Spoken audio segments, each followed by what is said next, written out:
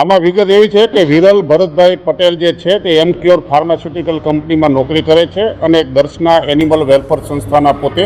સભ્ય છે. એમના એક બીજા જ સાથી કર્મચારી એનિમલ વેલફેર સંસ્થાના સભ્ય દ્વારા એક મોબાઈલમાં એને વિડીયો મોકલવામાં આવેલો હતો. એ વિડીયોની હકીકત જણાતા કે જે નવા વાડજની હદમાં સહજ એપાર્ટમેન્ટની બાજુના ગ્રાઉન્ડમાં બનાવ બનેલાની હકીકત જણાવતા એ વાડજ પોલીસ સ્ટેશન ખાતે આવેલા વાડજ પોલીસ સ્ટેશનના ઇન્સ્પેક્ટર દ્વારા આ બાબતનું તાત્કાલિક સંજ્ઞાન લેવામાં આવેલું અને જગ્યા ઉપર જઈ હકીકત જાણતા કે એક બિલાડી મૃત હાલતમાં ગ્રાઉન્ડમાં મળી આવેલી હતી, જેથી આ જીવદયાના પેલા એનિમલ વેલફેર સંસ્થાના વિરલ ભરતભાઈ પટેલ પોત આ બાબતે જે ફરિયાદ જાહેર કરતા તાત્કાલિક વાડજ પોલીસ સ્ટેશનની અંદર એનિમલ ક્રુએલ્ટી એક્ટ તેમજ બીએનએસની કલમ મુજબ ગુનો દાખલ કરી અને તપાસમાં એફએસએલને બોલાવી પંચનામું કરી અને વિગતવારની કાયદેસરની કાર્યવાહી કરેલ છે. અને ખાસ જે આ પશુઓ પ્રત્યે ઘાતકીપણું અટકાવવાના જે કાયદો જે છે એ મુજબ સખત રીતે કોર્ટમાં રજૂઆત કરી અને એના વિરુદ્ધ વધુ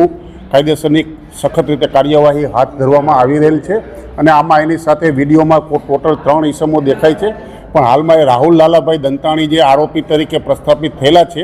એમાં વિગત એવી જાણવા મળી રહી છે કે એમની જે સોસાયટીમાં બ્લોકમાં રહે છે તે બ્લોકમાં એક પાલતુ બિલાડી જે હતી તમામની,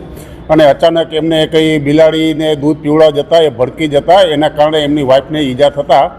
આ બનાવમાં એને વધારે ગુસ્સો આવી જતાં એમને આ પગલું ભરેલાની હકીકત આરોપી દ્વારા જાણવા મળેલી છે. અને વિડીયોમાં દેખાતા અન્ય 2 ઇસમો જે છે ફક્ત એમાં કોઈ ગુનામાં એનો ભોલ